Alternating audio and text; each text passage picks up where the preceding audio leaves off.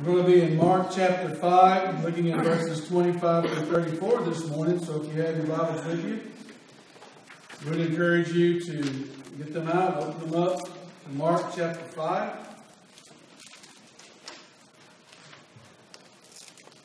You know, there are a lot of desperate people in our community. Some are desperate and they don't even realize it because they look like they have it all together. You know, they have nice homes to live in, cars to drive, food on the table, clothes on their back, money in the bank, savings, retirement plan. They have all those things, but they're desperate. We also have people in our community just trying to do what they can do just to survive. Living paycheck to paycheck, sometimes not even really living paycheck to paycheck. We have those in our community as well. We have young people in our community that are desperately seeking their parents' attention and approval. We have people in our community that are struggling with crippling addictions and see no way out. And some have bodies that are riddled with disease or just hurt and not function the way that they want it to function anymore. We have all those different types of people in our communities. We have all those different types of people in our midst this morning. What I want you to realize and hold on to is that we all need to continue desperately seeking Jesus. Now, in the text that we have this morning, tucked away in between Jesus' journey, is a story about a woman who has a hemorrhage for 12 years. Now, Jesus is going to Jairus, because Jairus has a daughter who's ill. Jesus has been doing miracles. He's been preaching and teaching and doing miracles, and he's drawn a crowd. And Jairus comes up and says, I need you to come with me because my daughter's ill. And so Jesus is going with him and accompanying him there. And with that comes this real large crowd that's following Jesus. And then we have this woman who approaches Jesus. So let's look at the text. Mark chapter 5, starting in verse 25.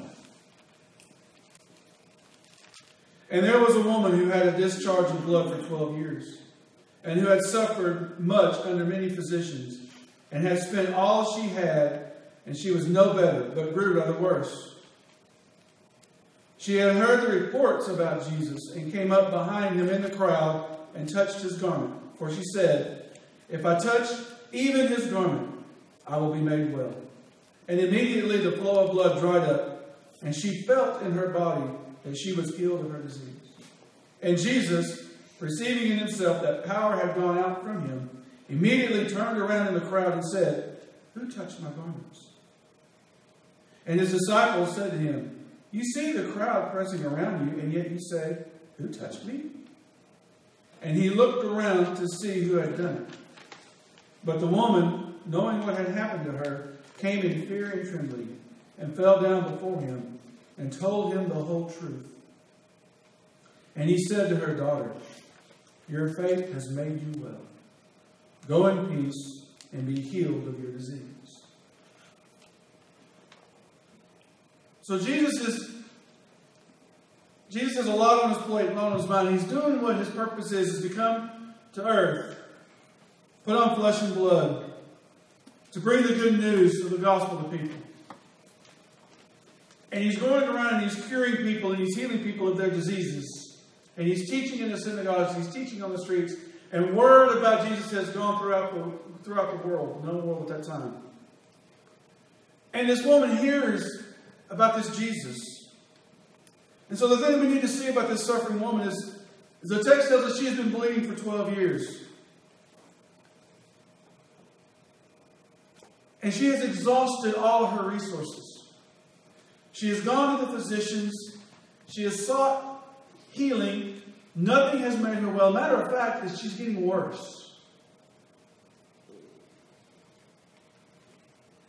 And so we need to see something here about this woman is she's lived this life now for 12 years. Now, if you remember, we're still in the Mosaic law because Jesus hasn't died on the cross yet. So in Leviticus chapter 15, looking at verses 19 through 33, we're not going to go back and read it, but make that note to go back and read it. That's where it tells us that this woman is unclean. Now, the thing about this woman who's bleeding, which means anything she touches is ceremonially unclean. Anything she touches is unclean. Anyone who touches her is unclean. This has gone on for 12 years. Which means no holding hands with her husband if she's married. No one giving her a hug. No one coming into her home to share a meal, or her going into someone else's home to share a meal. The hospitality has been cut off. She's been cut off of all life. She cannot even go into the synagogue in the court of women to worship God because she's unclean. So in her mind, in her world, she's also cut off from God. Because she can't go anywhere to do anything. She's stuck in this. And she's exhausted all of her resources. And then she hears about Jesus. And so she takes a great risk in going out into public, mingling with this crowd to see Jesus. Now, we can just read right over and don't think anything about it. But what we need to understand is that she's in the crowd. Remember, anyone touches her or she touches anyone, they are considered unclean. She risks touching all near her, and they become unclean. She even risks making Jesus unclean by thinking, if I can just touch his outer garment. Because risking making Jesus unclean in the eyes of the Jewish law. She decides to touch Jesus on his outer garment. Well, maybe she's been discreet because of her bleeding. And that's the reason why she's doing this. Maybe she's embarrassed to go up to Jesus and tell him what's going on. But here's something that's interesting. We've got this woman who's in affliction, who's in turmoil, who's at the end of her rope, who's in great despair. And the crowd probably doesn't even know she's there. Or even recognizes her. But the thing about this is, she believes that if I can just touch his garment, he can make me well. What we need to understand about this is her last hope. If this doesn't work, nothing else is going to work.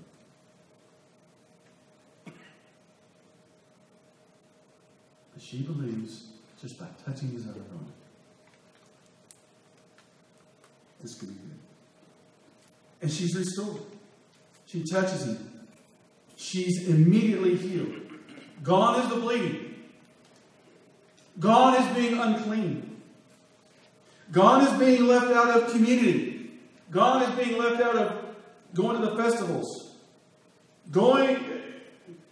Being clean now is now I'm not being left out of the parties and the get-togethers. So let's think about that, because she's unclean. So she can't go to any of these things. She can't mingle in community. She can't go to the festivals, which is huge in the Jewish culture and communities. Or the get-togethers that they have and the hospitalities that they show. But the most important thing now is, now she can go worship. Because she's made clean. But something that's interesting about this is when she touches Jesus, Jesus feels the power leave him and asks, who touched me? And this perplexes his disciples, because they're like, we're in a crowd, Jesus. Everybody's pressing in on him. What are you talking about? Who touched you? Everybody in here is touching me. That's not the touch Jesus is talking about. And that question wasn't for anybody else but that woman. This was more than a touch. And I firmly believe the reason Jesus said this is because Jesus knows she needs more. She needs more. At this moment, it is just Jesus and this woman in the midst of the crowd. Jesus turns and looks around in the midst of this crowd pressing in, asks the question, who touches me? And he looks around, and it's the woman who comes to him. So just picture, if you will, you're in the crowd. Jesus is in the crowd with this woman. And the crowd just kind of starts fading in your mind. And it just becomes Jesus and the woman in the midst of this crowd. Because Jesus knows she needs to see him. And she comes trembling and with fear. And maybe because she thinks, oh, I've touched him and he's becoming unclean now. Or maybe he's going to scold me for doing this. Who knows why she comes with fear and trembling, but she does. And maybe she's coming with fear and trembling because I'm healed. And she's so overwhelmed with it. But nevertheless, she comes. And she confesses and tells the whole truth. And she says this to Jesus, but she says this publicly. Jesus looks at her. You need to hang on to that.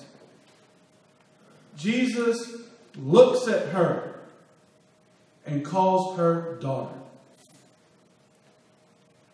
giving her ownership, giving her purpose, giving her identity, giving her restoration. He calls her daughter.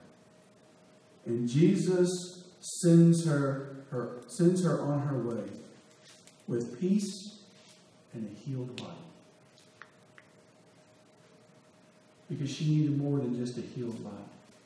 She needed her spirit to be at peace. She needed to see Jesus. She touched him, but he saw her.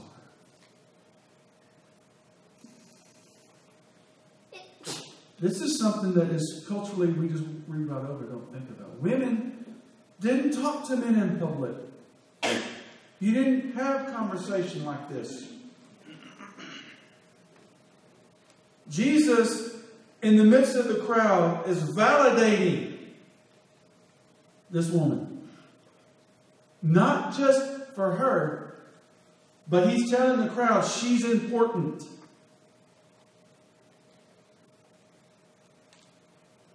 She's important to me. William Barclay writes in the Gospel of Luke, the Daily Bible Study Guide, Eusebius, the great church historian, AD 300, relates how it was said that the woman at her own cost erected a statue commemorating her cure in her native city. Continuing to tell the story of what Jesus did for her. Now we know when this happens, Jesus goes on with Jairus. And as Jesus is approaching his house, the servants come out and says, no, bother the teacher anymore, your daughter's dead. Jesus says, your daughter's not dead, but just asleep, and they all laugh at him. Jesus goes in, tells the daughter to get up, and she gets up. And everybody's astonished. And that's how that story closes. But what do we gain from this little snippet right here that is so quickly read over if we're not paying attention and slow down? What do we gain from this story? The first thing that we need to understand is Jesus is very busy in his ministry. But what we need to understand is Jesus is not too busy for you. Jesus is not too busy for you. Another thing that we need to see and understand is come to Jesus just as you are broken. You see, because we cannot get healed up enough, cleaned up enough, have our life all put together enough before we can come to Jesus. If we could do all those things, we don't need Jesus. If we could do all those things, Jesus didn't need to come. But we can't. That's why we need Jesus. Something else that's interesting about this story is she exhausted all of her resources by going to physician after physician. She wasn't getting any better. She was getting worse. Now, I'm not saying don't go to doctors when you're sick and hurting and trying to find a cure. of what's ailing you or the disease that you're fighting.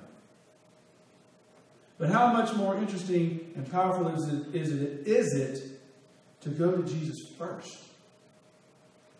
When she heard about Jesus, she went straight to him and thought, if I could just touch his garment.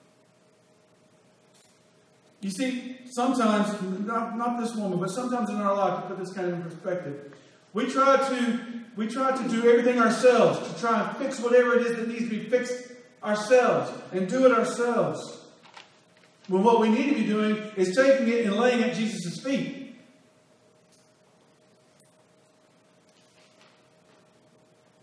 Sometimes we use Jesus as our last resort when he should be our first.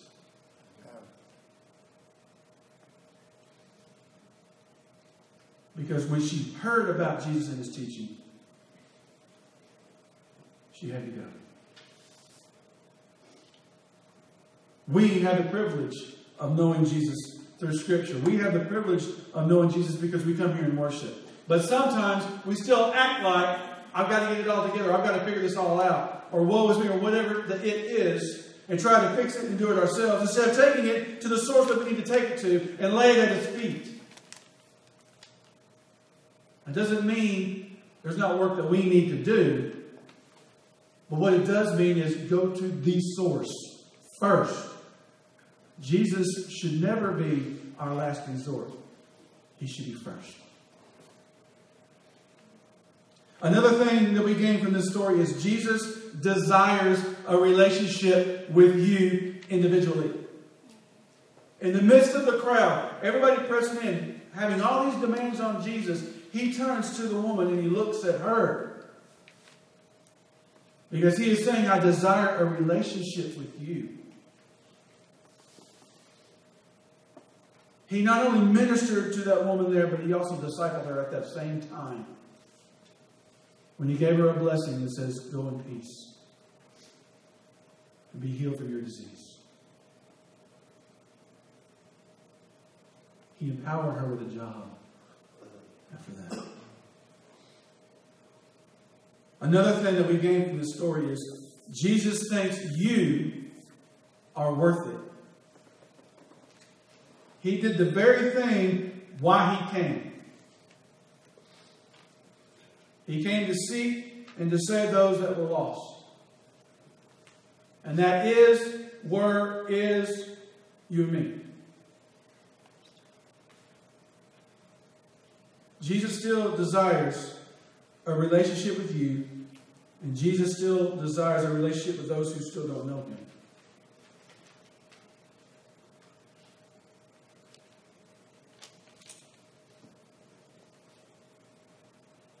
We need to understand that we hold the cure in our hands of all spiritual diseases. And within this book tells the story of Jesus Christ that we should be pointing people to.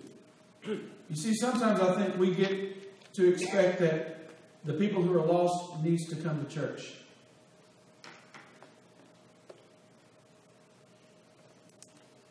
We need to be going out there, telling them about Jesus, and then inviting them to church. Because how else do they know where to go unless we go to them first? Because he still thinks they're worth it. And he desires a relationship with you. And the thing he wants for us is that he wants us to go in peace and be healed. Talking about physical here, but now we moved into the spiritual. He wants us to be spiritually at peace and spiritually healed. And the only way to do that is to continue to cultivate your relationship with Jesus Christ. The one who suffered, bled, died, and rose again. For all who came before us, and for all who will come after us. You know, there's a song that we sing sometimes. It says, oh, to see him. look upon his face. Remember that one? Oh, I want to see him, look upon his face. Beautiful song. Church, our charge this month is to look for people, actively look for people who are desperately looking for Jesus. And then show them Jesus.